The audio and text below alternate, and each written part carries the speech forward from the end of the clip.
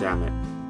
Hello and welcome to my Minecraft series where you get to see a podcaster with very little Minecraft experience showcase his hubris and lack of knowledge as he plays, creates and explores alongside his friend, who it should be stated has far more knowledge than I do. I've gone in with the aim of absolutely no spoilers and have not even watched any other videos or tutorials beforehand. My only real knowledge is help from crafting recipes in the game to give me ideas and using any existing knowledge I have from spending countless hours on Terraria. A slightly different game, but with some similarities when it comes to crafting materials. Day 1, and I knew I was off to a good start when I spawned on top of a tree. New to playing in a recording environment, I wasn't sure just how professional my friend Alex was going to be. I swiftly got my answer in the form of a good old-fashioned punch and run.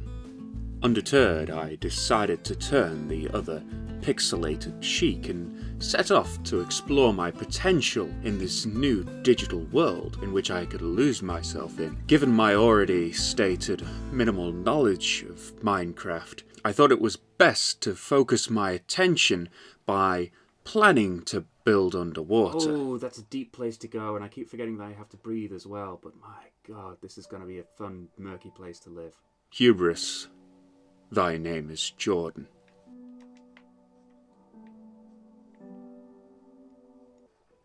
You know you gotta plant a tree every time you die, right? We'll see who has the biggest forest.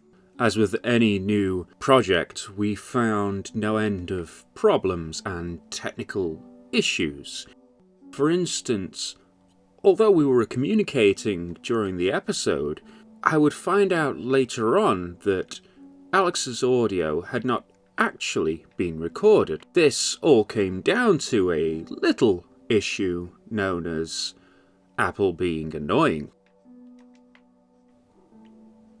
We took the time to look at the lay of the land. Alex, for his part, probably actually recording what he'd need resource-wise, checking out anything he might be wanting for his planned build. Me, I just got distracted with thoughts I'm liking this area. of getting Feels back nice. to that lake.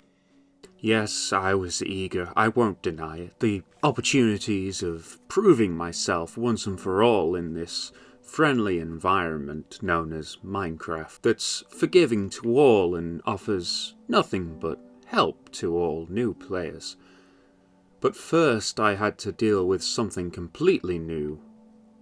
Vines. I'd seen trees before, but I can't recall ever having vines dangling from them, something probably to do with the swampy environment we were in. Not content with just one or two of the vines being removed, I had to pursue this in an effort to find whatever was sure to drop from these mysterious newcomers. Oh, I think I just heard a seed drop. The beginning of my empire. It turns out I had not. Inspiration was striking fast and hard. Soon I would get the first hint of some of the slight problems of working underwater. It turns out that, just like in life, you need air. Oh, it's gonna be close. No, I'm taking damage now. Damage is just extended bubbles. These simple yet prophetic words would become the core of my techniques, thanks to Alex's advice. Oh, I forgot to do anything and it's going dark. Oh no. Night was fast approaching and I had wasted my first day in this land. Furiously, I decided to chop down some wood, if for no other reason than to feel like I was doing something.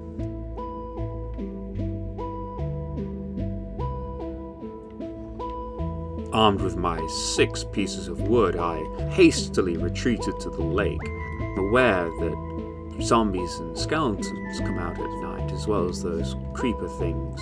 Fortunately, I had found out you can stay on a lily pad. This would be the basis of my first night's survival.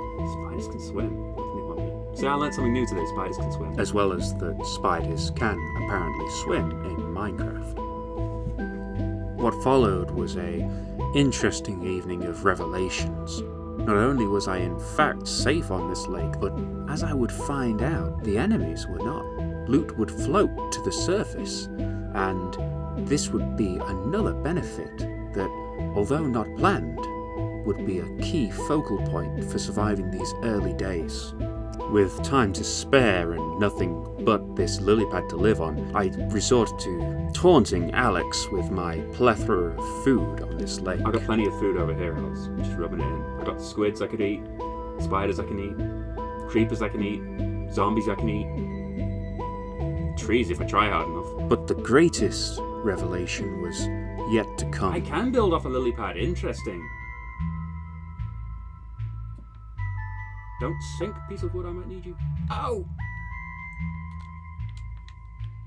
I'm ashamed to admit, with my panic of the situation, I forgot that items do float and I had just wasted my air, as well as my time. Our first evening would bring even more revelations.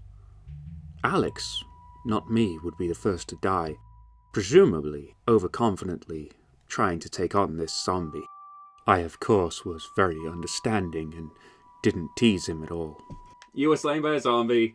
The first death, and it wasn't me! Unfortunately, Minecraft karma would inevitably switch in his favour, with, so far, I'm pretty sure more deaths in my box than his. By dawn's first light of the second day, my raft was beginning to take shape. Now, I knew from the beginning this was never going to be a permanent home, but somewhere I could set up my initial egress into the water below. My plans for the second day was simple. Go to the mainland and gather as many supplies as possible for the long job ahead. This would include meat, wool from sheep preferably so I can actually get a bed and sleep, but most importantly, a blue flower that would become vital later on. It wouldn't take me long to reach that age-old dilemma of how cute the pig was versus the deliciousness of the food. I'm not ashamed to admit that the need for food outweighed the cuteness of the pig in this case. Yes, it seemed like my bloodlust had been activated at this point, and it was not going to be satiated by 2 pigs. Cows were obviously on the menu, but I wasn't above hunting chickens. Or was I? Roaming around, I couldn't help but notice the slightly different shades of green on the floor, indicating the possibility of different biomes to explore. All the same, I had to keep on track, hunting for those elusive sheep. Roaming around, I saw what I'd been after. Now, I'm aware from the past that if I'd had shears, I could have peacefully harvested that wool, but well, it was too early in the game for that, and I also wanted their meat. Now, being me, sugarcane was important, and I do love a good pumpkin, because who doesn't like Halloween? With my shopping list swiftly completed, I begun my return journey to my swamp. I should really mine some of this wood as well, actually, because I'm going to need more. But not before stumbling across this revelation. Chop it.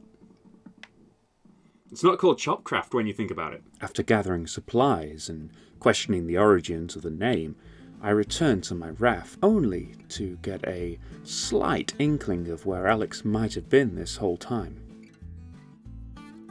Oh, wait, is that what I think it is in the background? Oh!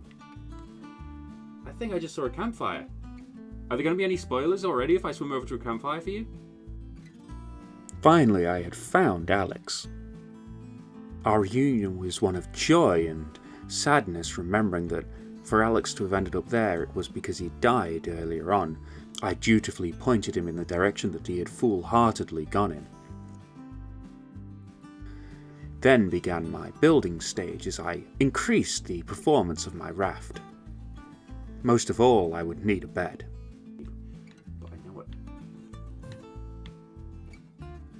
Oh, I just found a load of donkeys. Returning to the mainland, I found the first animal to be spared my wrath and was rewarded with hearts. Strolling around in search of more resources, I came across a cliff which just seemed impassable. I found that sand which I would be needing so much of later on, and then I saw it, the beginning of my first fateful encounter. I see another zombie. This one's got a helmet on. Oh, and a sword. Oh, maybe it's the one that killed you. It's got a wooden sword and a gold helmet.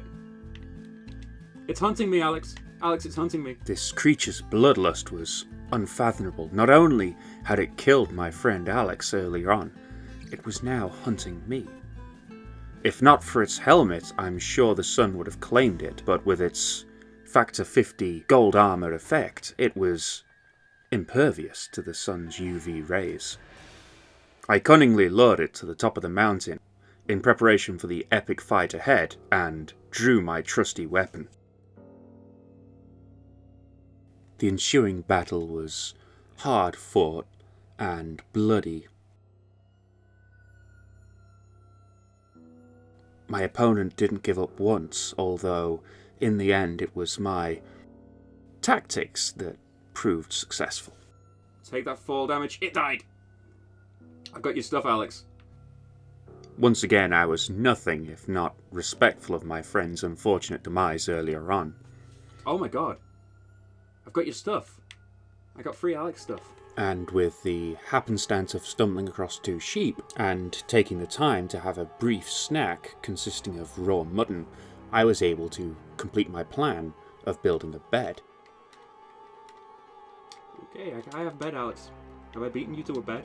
I had not. Oh. Quickly gathering more resources for the night ahead. I could have a sheep on a raft. A sheep? Maybe that is what I do. I try and get 2 of every animal on my ark. That it could be my game strategy for this campaign. I was eager to throw Alex off my grand scheme. But first, my winning weapon needed to be displayed in a place of prominence.